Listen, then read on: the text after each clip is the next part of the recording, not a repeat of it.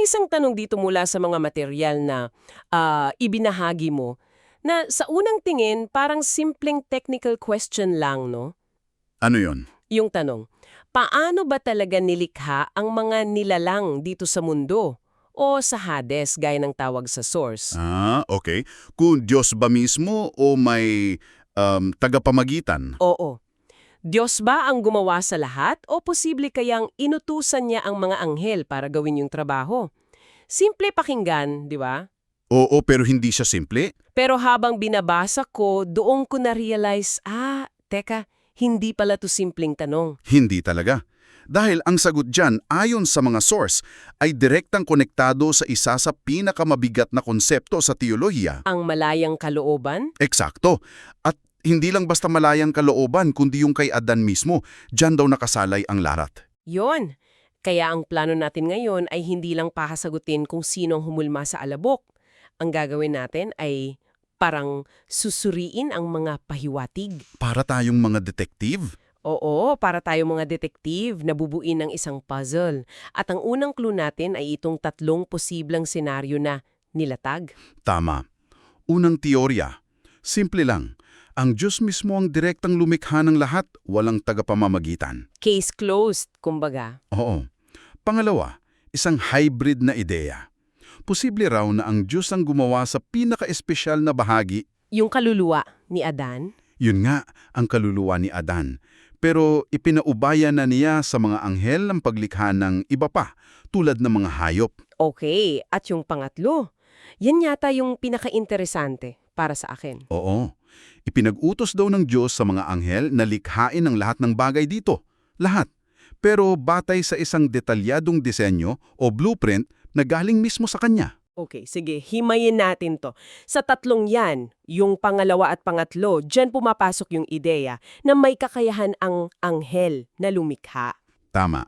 At dito ako unang nagkatanong, kung kaya nilang gumawa ng pisikal na katawan mula sa alabok na inihalin tulad pa nga sa source sa mga himala, di ba? Oo, sa pagpapagaling.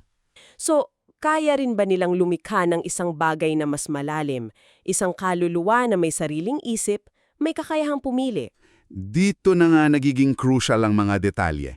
What's fascinating here is ipinapakita ng source ang isang napakahalagang pagkakaiba. Saan? Sa pagkakagawa sa mga anghel at kay Adan. Ang mga anghel daw, may malayang kalooban sila. Okay. Pero ang malayang kalooban na yon ay nakatanim sa kanilang espiritu, sa Hebrew, ruach, kasi sila ay mga purong espiritual na nilalang. Purong espiritu. Si Adan naman iba. Siya ay isang kaluluwa, o nepesh, at ang malayang kalooban niya ay nasa kanyang kaluluwa, na konektado sa katawan niya. So parang sinasabi ng source na magkaiba sila ng operating system. Yan, magandang analogy yan. Ang anghel ay parang isang pure software, isang spirito. Tapos si Adan, hardware at software na pinagsama, isang kaluluwa. Ganun ba yung dating? Eksakto. At ang lohika ng source ay parang ganito. Ang isang nilikha ay hindi pwedeng gumawa ng isa pang uri ng nilikha na magiging tapantay niya sa isang banal na korte. Teka, paano yon? Ang argumento ay parehong haharap sa paghuhukom ang mga anghel bilang mga espiritu at ang mga tao bilang mga kaluluwa. Dahil pareho silang may free will? Oo. So, paanong likha ang isang nasasakdal ng isa pang nasasakdal na kapantay niya? Ang pahiwatig dito, tanging ang hukom, ang Diyos, ang may kakayahang lumikha ng mga nilalang na direkta niyang hahatulan. Gets ko na.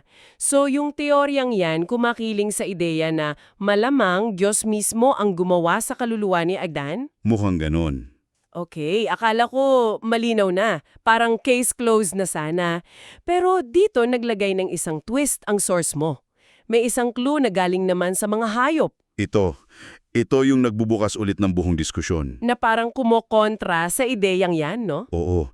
Binabanggit kasi ng source ang Genesis 1.24, kung saan sinabi ng Diyos magkaroon ng lupa na mga kinapal na may buhay. Okay. Ang orihinal na salita sa Hebrew para sa kinapal na may buhay ay chai nefesh, na ang literal na ibig sabihin ay buhay na kaluluwa. buhay na kaluluwa. At ang utos ay para sa lupa. Ang implikasyon, ang kaluluwa ng mga hayop ay nagmula sa isang paraan sa lupa. Teka, so kung ang kaluluwa ng hayop na isang nephesh din ay pwedeng magmula sa lupa, Na pwedeng hinulma ng mga anghel.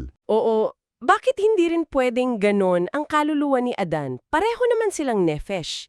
Yan ba yung argumento ng kabilang panig? Eksakto. Yan yung ginagamit na argumento para sabihing posible pa rin yung teorya na anghel ang gumawa kay Adan. Kung ang lupa ay kayang maglabas ng isang uri ng nephesh, Marahil kaya rin para sa tao, basta't may blueprint. oo. Pero gaya ng sinabi mo, may twist. At may isa pang counter-twist. Ano na naman yon? Binabanggit din kasi ng source ang aklat ng Levitico. Sabi doon, ang buhay o nephesh ng laman ay nasa dugo. Okay, totoo yan para sa tao at hayop. Tama. So, may pagkakapareho. Pero, ang malaking tanong na hindi masagot ng argumentong to ay kung pareho lang silang nephesh na nasa dugo at galing sa lupa, bakit tao lang ang may malayang kalooban? Ah, yun. Hindi niya na ipapaliwanag yung pinakamalaking pagkakaiba. Eksakto.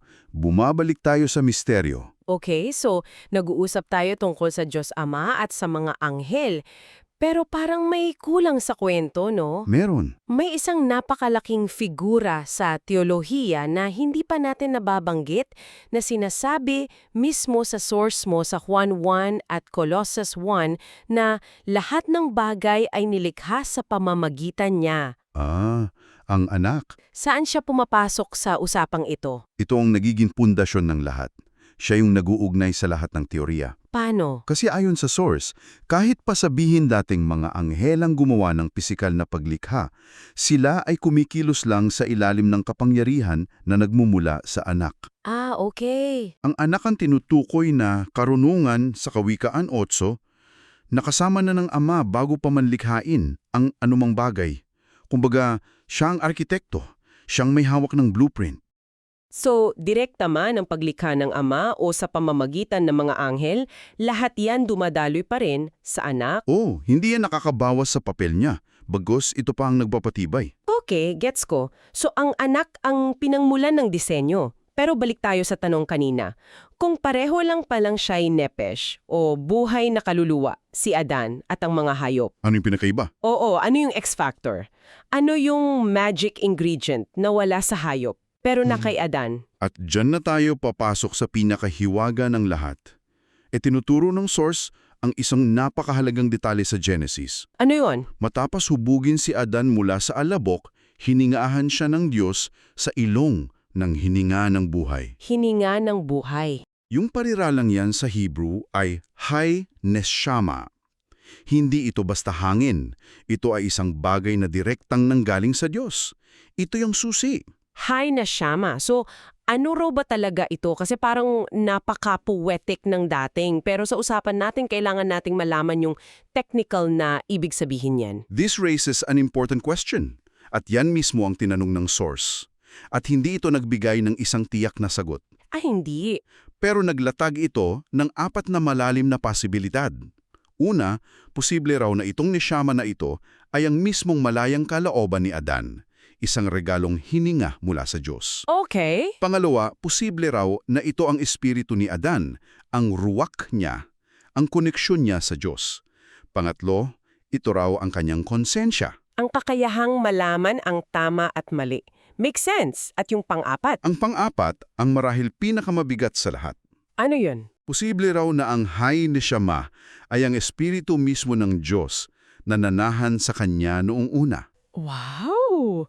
Sandali, hindi lang pala daw basta hininga? Hindi. Pwedeng ito mismo ang free will, ang espiritu, ang konsensya, o teka, ang mismong espiritu ng Diyos. Ganun kabigat ang mga posibilidad. Para bang sinasabi ng source na may piraso mismo ng Diyos sa loob ni Adan na wala sa ibang nilikha at ito yung nagbigay sa kanya ng kakayahang umibig at sumunod. Ganoon nga, kaya ang conclusion ng source ay ito. Anuman ang paraan ng pagkalikha sa kaluluwa ni Adan, direkta man ng Diyos o hinulma ng anghel. It doesn't matter as much. Kasi ang elementong ito, ang Hay Neshama, na direktang galing sa Diyos, ang siyang nagpapabago sa lahat. Ito ang nag-angat sa kanya mula sa pagiging isang buhay na kaluluwa lang Tungo sa pagiging isang nilalang na kawangis ng Diyos. mismo. So, okay, naintindihan ko na. Buong usapan natin kung anghel ba o Diyos, yung ruach at nefesh, yung clue sa hayop, lahat yan nauuwi sa isang bagay, ang kahalagahan ng malayang kalooban ni Adan. Tama. Pero bakit ganun na lang kalaki yung issue sa pagiging perfecto at malaya ng pagpipili niya? Dahil ayon sa source, si Adan ay nasa gitna ng isang cosmic na paglilitis. Sa isang panig, mayroong Diyos na nagsasabing ang batas niya, ang batas ng pag-ibig, ay totoo at kayang sundin. At ito ang daan sa buhay. Sa kabilang panig, mayroong si Satanas na nagsasabing ang batas na yan ay isang kasinungalingan, isang imposibleng pasanin at siyak na hahantong sa kamatayan. At si Adan ang tiebreaker. Ang desisyon niya ang magpapatunay kung sino ang nagsasabi ng totoo, Hindi lang para sa sarili niya. kundi para sa buong sanglilika. Grabe, napakalaking responsibilidad. Sobrang laki. At dahil dyan, idinidiin ng source yung pinaka-bottom line ng buong diskusyon. Ano yun? Dahil sa laki ng nakataya, ang malayang kalooban ni Adan ay dapat maging perpekto. Walang depekto, walang pagkiling. Walang kahit katiting na impluensya. Oo, walang pamimilit mula sa sino man. Ang pagpili ay dapat 100% na magmula sa kanya. Kumbaga, kung may kahit katiting na duda na hindi siya 100% malaya sa pagpili niya, baliwala ang lahat. Baliwala ang resulta. Para kang nag-eeksperimento na sira pala ang gamit mo. Anumang resulta ay hindi magiging valid. Kaya pala napakahalaga kung paano ito nilikha. Kailangan itong maging isang perpektong instrumento para sa pagpili. Nilikha man ng Diyos o ng anghel, ang mahalaga, perfecto ito. Eksakto, anumang pagdududa sa kalayaan ng kanyang pagpili ay magpapawalang bisa sa buong eksperimento. Kaya sa huli, matapos nating suriin lahat ng teorya, yung mga Hebrew terms, yung mga misteryo, bumabalik tayo sa isang malinaw na larawan. Na ano? Na hindi nag-aalok ng iisang tiyak na sagot ang mga source mo sa tanong na paano. Tama, hindi. Pero ang malinaw na ipinapakita nito ay yung sagot sa tanong na bakit. At ang sagot ay, Dahil ang malayang tungpili ang pundasyon ng lahat. Ito yung mekanismo kung paano mapatutunayan ang katotohanan ng pag-ibig. at habang sinasagot nito ang isang malaking tanong, nagbubukas naman ito ng mga bago at mas malalim pa. Lalo na tungkol sa kaluluwa, no? Oo, at may iiwan kami sa iyong tanong mula mismo sa teksto para pagnilayan mo. Ano yon? Kung ang kaluluwa ni Adan ay nilikha sa simula, paano naman ang mga kaluluwa ng bilyong-bilyong inapuni niya? Kasama na tayo doon. Oo nga. Nilikha ba ang lahat ng kaluluwang iyon kasabay ni Adan, na parang mga buto lang na naghihintay? O may hiwalay bang pagkilos ng paglikha sa tuwing may isang sanggol na nabubuo? Wow. At may isa pa, 'di ba? Isang tanong na mas nakakagulat pa. Oo, at ito yung tanong na talagang hahamon sa pag-unawa natin. Tinatanong sa source, ang Diyos na alam nating isang espiritu. Mayroon din bang kaluluwa o nefesh? Yun nga, may isang talata sa Jeremiah na tila nagsasabing, ang aking kaluluwa ay nagsasalita. Kung totoo yun, ano ang ibig sabihin nito tungkol sa kalikasan ng pag-iral? Hindi lang para sa atin. Kundi para sa Diyos mismo. Ito yung mga tanong na nag-iiwan sa atin sa hangganan ng teolohiya at misteryo.